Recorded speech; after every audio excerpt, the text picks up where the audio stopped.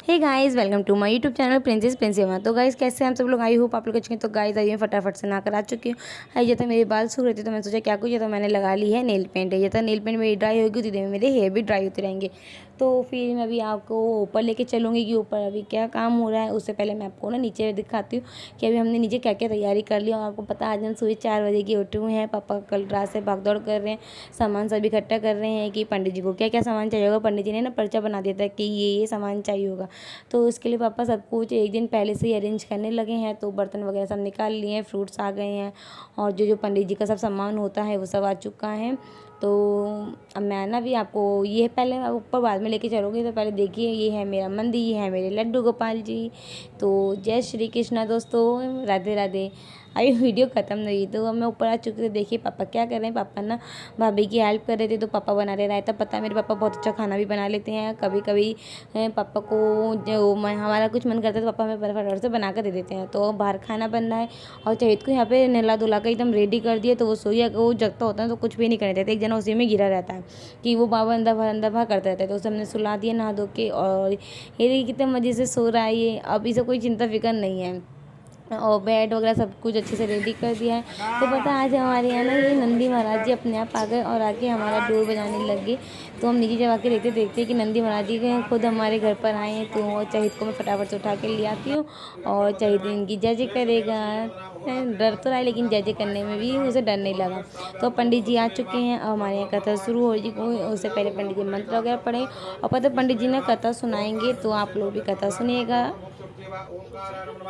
आगसेन सबतार तेना देवो जास्ता प्रणोयामि माल्यादि सुगंधेन मालातान में प्रभु में आतान पुष्पाणि पूजाता प्रतिदम्मासि नौग्रह देवतानम पुष्प। मुनि श्रेष्ठ कोई ऐसा व्रत हो, तप हो जिससे थोड़े से समय में पुण्य की प्राप्ति हो जाए और मनोवांछित फल मिले, वह कथा सुनने की हमारी इच्छा है। सर्वसाध ज्ञाता श्री सूत जी बोले, कहे वैष्णव में कोत आपने सब प्राणी की बात पूछी है। हम उस रेवत को आप लोगों से कहूंगा जिस व्रत को नारद जी ने श्री लक्ष्मी नारायण से पूछा था। और श्वेत वर्ण और 4 भुजाओं वाले श्री चंद्रमा भगवान जिनके हाथों में शंख चक्र गदा पद्म तथा वनमाला पहने हुए थे, देख स्तुति करने लगे कि हे भगवान, आप अत्यंत शक्ति से संपन्न हैं। मन तथा वाणी भी आपको नहीं पा सकती है। आपका आदि मध्य और अंत नहीं है। आप नंदो स्वरूप सृष्टि के अद्भुत हो और भक्तों के दुखों को नष्ट करने वाले हो, इसलिए आपको मेरा नमस्कार है। नारद जी किस प्रकार की स्तुति सुनकर के भगवान विष्णु बोले कि हे नारद मुनि, आपके मन में क्या है और आपका यहाँ किस काम के लिए आगमन हुआ है, निसंकोच होकर के कहो। तब नारद मुनि बोले कि हे प्रभु, मृत्यु लोक में समनुष्य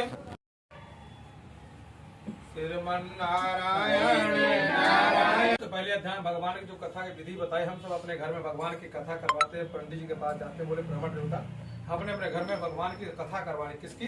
सत्यनारायण। लेकिन आज तक किसी भगवान की सत्यनारायण कथा सुनाई? कभी आपने किसी ब्राह्मण से पूछा पंडित सत्यनारायण कथा है क्या? सत्यनारायण कथा क्यों करते हैं, कब करते हैं, कैसे करते हैं, किस लिए करते हैं, उसके बारे में बताओ। ये भगवान की कथा तो कोई है ही नहीं। भगवान की कथा क्या है? एक बार भगवान 88,000 ऋषि आपस में बैठे 1,001 के बराबर यज्ञ प्रारंभ किया। तो सूत जी महाराज से कई ऋषियों ने प्रश्न किया। बोले प्रहलाद सूत जी, आपने बहुत सारे प्रश्न किए, मतलब बहुत सारी कथाएं सुनाए, बहुत सारे यज्ञ सुनाया कराया, बहुत अनुष्ठान कराए, लेकिन एक ऐसा कोई व्रत बता दो ताकि मनुष्य को सदगति प्राप्त हो जाए। बोले द्वापर लोग दान पुण्य करते थे, पूजा पाठ करते थे, सत्य को सत्य बोलते थे, त्रेता में तपस्या करते थे, लेकिन कलयुग में जो मनुष्य अपने अपने कर्मों से विहीन हो गए। विहीन कैसे हो गया कि द्वापर में आदि दान करता था, दान करने के बाद वो उसमें कुछ स्वार्थ नहीं करता था। लेकिन कलयुग में रहने वाले व्यक्ति हम दान करने के बाद स्वार्थ करते हैं। हम कहीं कोई दान कर देते हैं 100, 50, 200 रुपए, 500 रुपए कहीं भंडारा में, तो सबसे पहले हमें इच्छा करते हैं वहां से इतना प्रसाद आ जाए ताकि हम अपने पूरे घर में प्रसाद को बांट सकें। एक स्वार्थ लग जाता है। और पहले जो आदमी दान करता था, दान करने के बाद ये सोचता था दान किसको कर रहा हूँ, कहाँ कर रहा हूँ, कैसे कर रहा हूँ, कैसे कर रहा हूँ, तो उसको दान करने का फल प्राप्त होता था। हम आज के बाद दान करते हैं, दान करने के बाद हम 10 लोगों को बता देते। हमने 500 रुपए बर्ती पर और भंडारे में कटवाई, 1100 रुपए बर्ती हमने भागवत कथा में करवाई। हमने दान को 10 जगह बता दिया, इसलिए दान का तुम्हारा फर्ज कर्म खत्म हो जाता है। इसलिए मैं दान करने का फल हमें प्राप्त नहीं होता है। इसलिए भगवान कहता है द्वापर मनुष्य दान करता था, उसको सदगति प्राप्त हो गई। सदियों के बाद में सत्य बोलता था, उसको मुक्ति प्राप्त हो गई। त्रेता में तपस्या करता, उसको मुक्ति प्राप्त हो गई। तो भगवान नारद जी एक बार भगवान विष्णु के पास पहुंचे, बोले प्रभु, आपके द्वारा सृष्टि की रचना हो रही है। हर युग में मनुष्य की का जन्म होता है, जन्म लेने के बाद मनुष्य अपना अपना कर्म करता है, उससे मुक्ति प्राप्त हो जाती है। लेकिन प्रभु आपके द्वारा द्वापर हुआ, त्रेता युग हुआ, सतयुग हुआ, लेकिन अब ये जो कलयुग प्रारंभ हुआ, इसमें मनुष्य जो कर्म जन्म लिए हैं, इसमें मनुष्य अपने अपने कर्मों से विहीन हो गए हैं। रूप धारण करके उसके पास आदर के साथ पूछा और बोले कि हे विप्र, तुम नित्य दुखी हुआ प्रतिभर क्यों घूमते हो? हे शेष ब्राह्मण, या सब मुझसे कहो, मैं सुनना चाहता हूँ। वृद्ध ब्राह्मण बोला कि मैं बोध भगवान, यदि आप इसका उपाय जानते हो तो कृपा करके मुझसे कहो। तब वृद्ध ब्राह्मण बोला, शिष्य भगवान मनोवांछित फलों को देने वाले हैं, इसलिए ब्राह्मण तो उनका पूजन कर, जिसके करने से मनुष्य सब दुखों से मुक्त हो जाता है। ब्राह्मण को सारा व्रत का विधान बतलाकर बूढ़े ब्राह्मण का रूप धारण करने वाले शिष्य भगवान अंतर ध्यान हो गए। जिस व्रत को वृद्ध ब्राह्मण ने बतलाया है उसको वश करूंगा, ऐसा निश्चय करने पर उसको रात को नींद नहीं आई और वह इसके लिए चला गया।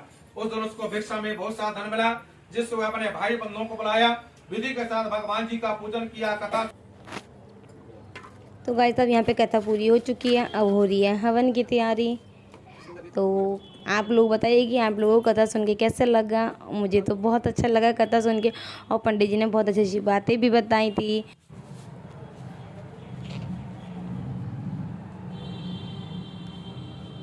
अब भाई अब इसमें रेता डालना है, फिर ये सब कुछ सेट कर देंगे। पंडित जी इस पे बना रहे हैं रंगोली, रंगोली के बाद होगा हवन। श्रीमन्नारायण नारायण हरि हरि, श्रीमन्नारायण नारायण हरि हरि, भजमन नारायण नारायण हरि हरि। ये देखो मेरी दीदी, देखो कहने को पूजा कर रही लेकिन पोज देने आ गई।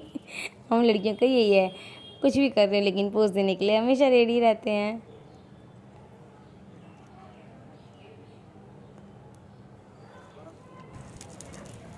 प्रजापते नमः स्वाहा, इंद्राय नमः स्वाहा, ओम स्वाहा स्वाहा, ओम भूर्भुवः स्वाहा। तो गाइस मैंने ना वीडियो की थोड़ी स्पीड बढ़ा दी है क्योंकि वीडियो बहुत लेंदी हो रही थी, इसलिए तो थोड़ी आपको लगेगा जल्दी जल्दी बोले, लेकिन बोला धीरे धीरे था। मैंने ना वीडियो की स्पीड थोड़ी बढ़ा दी, इसलिए ऐसा लगेगा आप लोगों को। अब भाभी की मम्मी आ चुकी हैं, तो भाभी अपनी मम्मी से नमस्ते कर रही हैं, और चाहे तभी इस टाइम सो चुका है, तो भाभी तो सुलाकर नीचे आई हैं। स्वाहा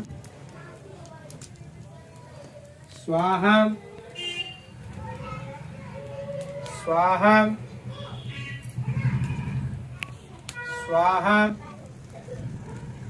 स्वाहा।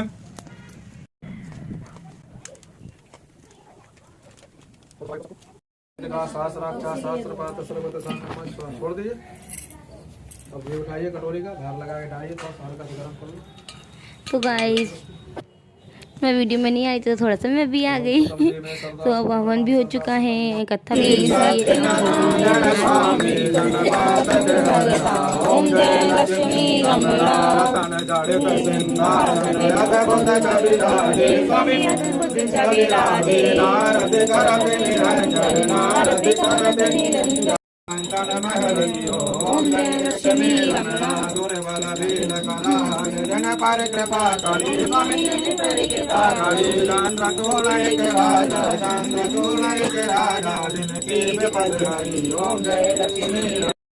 दाता जी दीने तो पले भोग जाओ प्रभु जी मेरो याद की जन जन रूप धरो स्वामी शरण धरो मैं। तो गाइस दिव्यम को आज स्कूल से छुट्टी नहीं मिली थी, तो दिव्या में वैशाली दिव्यम को अब स्कूल से लेके आई है। तो दिव्या आरती पूरी होने वाली थी, तभी दिव्यम आ जाता है, तो अब दिव्यम आरती करेगा। वैशाली दिव्यम को लेने गई थी तो वो भी आरती नहीं कर पाती, तो ऐसे करके दोनों जने आरती करेंगे। अब फिर हम लोग प्रसाद ग्रहण करेंगे। तो पंडित जी को हमने प्रसाद दे दिया, तो वो चले गए हैं, उन्हें कहीं और भी जाना था। तो अब दीदी सब लोगों को प्रसाद देगी, फिर हम लोग भी प्रसाद खाएंगे। तो गाइस हम चाहिए तब उठ के आ चुका है, तो मैंने उसे दर्शन करा दी, थोड़ा सा प्रसाद मैंने चखा दिया। जिससे भी प्रसाद खा ले, प्रॉपर कुछ खाता नहीं है, लेकिन थोड़ा सा टेस्ट करा देता कि वो भी प्रसाद खा ले। तो गाइस आज की कथा में हमें बहुत अच्छा लगा, और बहुत अच्छे से पूजा भी हो गई, सब कुछ बहुत अच्छे से हुआ। और पंडित जी भी बहुत खुश होकर गए।